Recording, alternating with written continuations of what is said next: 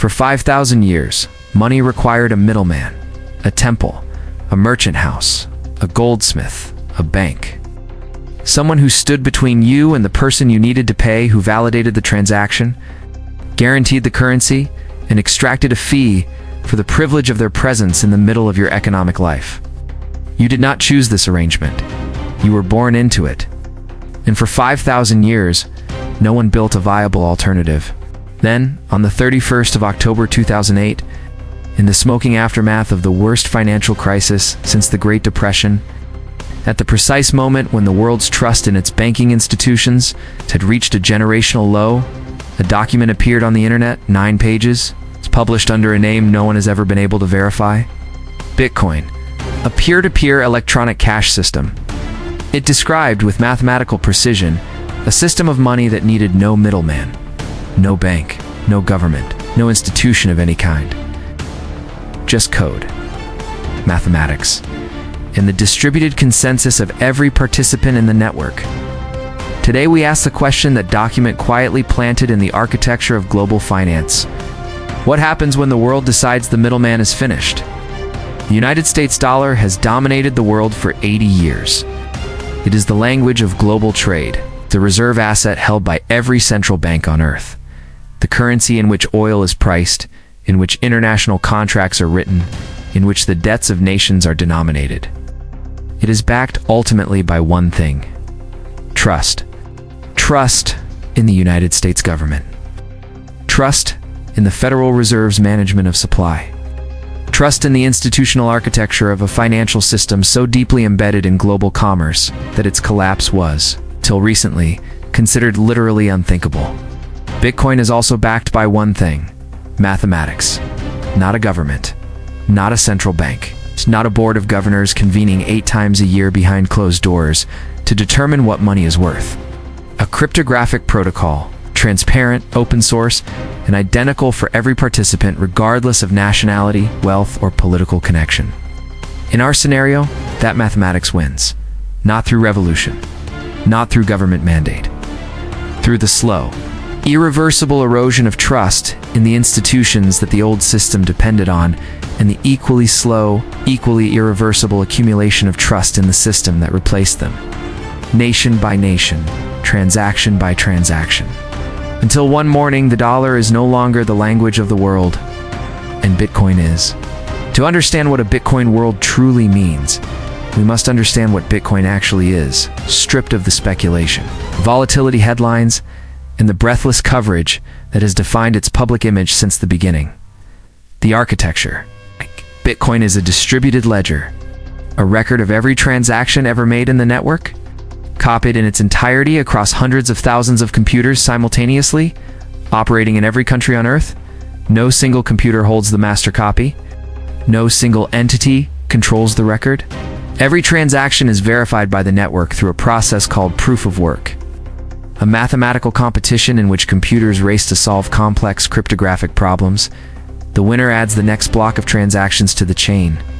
The record is sealed. It cannot be altered retroactively without redoing the computational work of every block that followed, a task that, at network scale, is effectively impossible. This is not philosophy. This is mathematics. The record cannot be falsified. The currency cannot be counterfeited, and the supply cannot be inflated. The scarcity. This last point is the most consequential distinction between Bitcoin and every government currency in history. There will only ever be 21 million Bitcoin. This is not a policy decision subject to revision. It is not a promise made by a central banker who can be replaced, overruled, or pressured. It is written into the protocol, immutable, regardless of economic conditions, political necessity, or the unanimous desire of every government on Earth to change it. Every fiat currency in history has been expanded beyond what the underlying economy required. Every central bank has, at some point, created more currency than was strictly justified to finance wars, to manage debt burdens, to stimulate economies whose organic growth was insufficient for political purposes. The result is always inflation, a quiet, persistent dilution of purchasing power, the invisible tax on savings that transfers wealth from those who hold currency to those who issue it. Bitcoin cannot be inflated by anyone, ever. The disintermediation. A Bitcoin transaction between a textile worker in Bangladesh and a supplier in Portugal requires no bank, no currency exchange, no correspondent banking relationship navigating the labyrinthine complexity of cross-border payment systems, no SWIFT code, no 5-business-day settlement window, no transfer fee extracted at every point of contact, to wallets and internet connection. Minutes. For the 1.4 billion adults worldwide who currently exist outside the formal banking system, excluded not by choice, but by the structural inaccessibility of institutions that were never designed to serve them. This is not a technical improvement. It is a door that was previously locked, standing open for the first time. Replacement of one monetary system by another is not a hypothetical exercise. It has happened repeatedly. The pattern it follows is consistent enough to be instructive. The previous system does not fail because it is theoretically unsound. It fails because the trust that sustained it erodes, and trust, once sufficiently damaged, does not recover on a timeline that institutions can manage. The gold standard governed global monetary arrangements for much of the 19th and early 20th centuries. Gold was finite, portable, nobody's liability, served for its era, a function remarkably similar to what Bitcoin's architecture provides, a monetary anchor immune to unilateral government manipulation. It ended not because gold failed mathematically. It ended because the economic demands of the Great Depression and then the Second World War exceeded what a gold-constrained system could finance. Governments needed to spend beyond what gold allowed, and so the constraint was removed. In 1971, President Nixon severed the dollar's last link to gold in a weekend announcement that the world's financial system had no time to prepare for. The Bretton Woods system, the post-war monetary architecture that had structured global finance for 27 years, was dismantled in 72 hours. Monetary systems are not permanent. They are arrangements that persist as long as the conditions sustaining them persist, and not a day longer. El Salvador, in 2021, became the first nation to adopt Bitcoin as legal tender. The results were genuinely mixed. Adoption was uneven, volatility was real, and implementation was imperfect. But remittance costs for Salvadorans receiving money from abroad, previously extracted at rates between 6 and 12% by money transfer operators, fell dramatically. The proof of concept was not a success in every dimension. But it was a proof of concept. And proofs of concept have a history of becoming something larger than their critics predicted. In the early years of transition, the financial sector would face a restructuring without modern precedent. Banks exist to perform 3 functions: store value, transfer value, lend value. Bitcoin performs the first 2 without institutional mediation. The storage of wealth in a hardware wallet requires no bank. The transfer of that wealth to any person anywhere on Earth requires no intermediary, no processing fee, no compliance department, no opening hours. 2 of the 3 foundational revenue streams of global banking eliminated. The institutions that built their business models on deposit accounts and wire transfer fees would face a slow but irreversible contraction. Not overnight, but consistently, in the way that all technological disintermediation unfolds gradually, and then suddenly. Millions of jobs in financial services, currency traders, compliance officers, managing cross-border transaction regulations, tellers, the entire apparatus of institutional money movement would become redundant on a timeline measured in years. The adjustment would be painful. It would be unequal. It would require policy responses that no government was fully prepared to deliver. For monetary policy, the consequences would be structurally revolutionary. Asterisk, central banks would lose their primary instrument of economic management. Interest rates, through which the Federal Reserve and every other monetary authority attempts to balance growth and inflation, operate through the banking system, through the cost of credit, through the controlled expansion and contraction of money supply. In a Bitcoin world, the money supply cannot be expanded. It follows a mathematical schedule written in 2008 that no institution can override. Recessions, which central banks currently combat by lowering rates and printing money, would require management through fiscal policy alone. Government spending, taxation, direct intervention. Without the monetary shock absorber, this demands something that the era of central banking allowed governments to avoid: honesty about what they can spend, about what they can afford, about what the economic reality actually is, without the option to paper over the gap. Between reality and promise, with newly created currency, some governments would adapt, others would not. No. For the developing world, the transformation would be most immediately liberating. Asterisk, asterisk. Cross-border remittances, the flow of income from migrant workers back to families in their home countries, currently lose between 6 and 10% of their value to transfer fees. For a family in the Philippines or Nigeria or Guatemala, dependent on money sent from a relative working abroad, this extraction is not an abstraction. It is the school fees, the medication, the roof repair.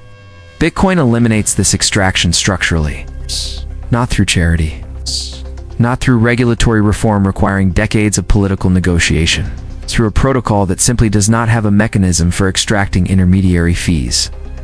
The 1.4 billion unbanked adults would access, through a smartphone and an internet connection, the full functionality of global finance.